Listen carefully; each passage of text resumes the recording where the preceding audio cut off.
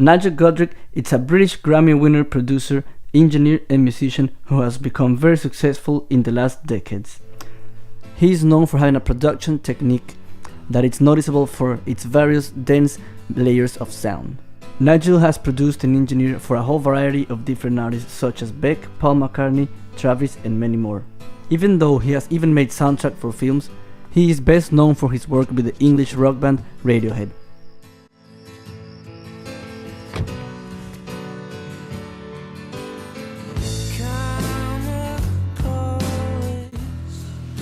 Nigel Godrich, he is a very inspiring producer for people like me and my classmates.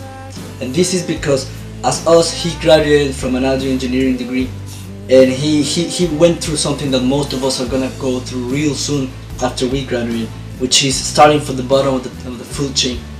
He started working in a studio called Audio One at London, and he started from being a T-boy, literally.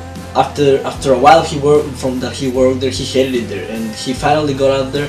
He got work with John Leckie, and John Leckie is with whom he worked with Radiohead for the first time. So that's how he actually met Radiohead, and from there on his relationship with the band just grew.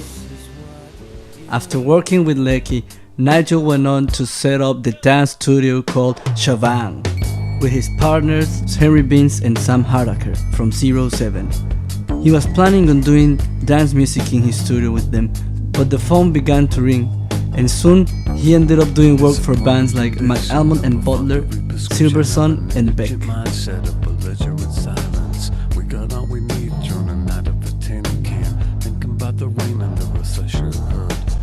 Nigel is informally known as the sixth member of Radiohead, and this is because of his dynamic with the band, of how he collaborated with them to make the end result of the album.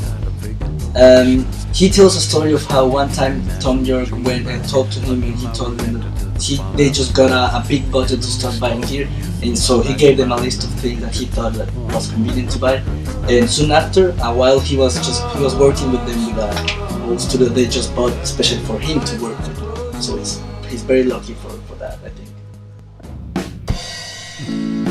In 2006, Nigel, together with other producers, began filming the music series From the Basement. The intention was to capture the moment when the music is created, and also a more personal performance from the guest band. And well,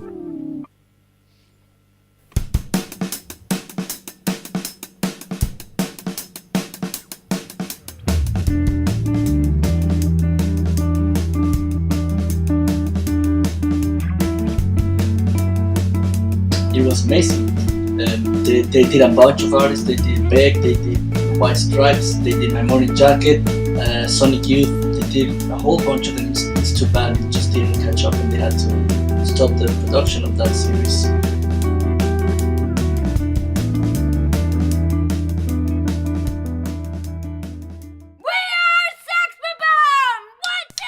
Nigel also created the soundtrack for the film Scott Pilgrim, in which he collaborated with some artists that he had previously worked with, for example, Beck, whose music also appears on some parts of the movie. What was that all about? If we're gonna date, you may have to defeat my 7 evil exes. There's a story that Paul McCartney talks about when he tells about how he worked with Nigel, and he says how he made him to play every instrument of each song by himself instead of bringing the usual musicians he worked with or hiring any new musicians.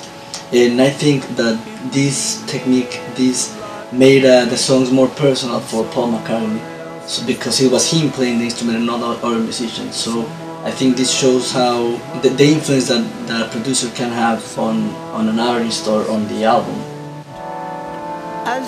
I think that Nigel is a great example of a producer that you can try and follow his footsteps.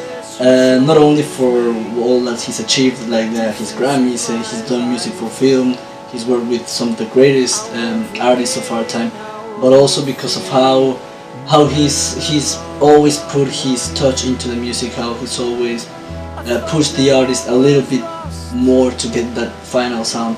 I admire him a lot. I like the sound that he gets from the records. I like it a lot. So, yeah.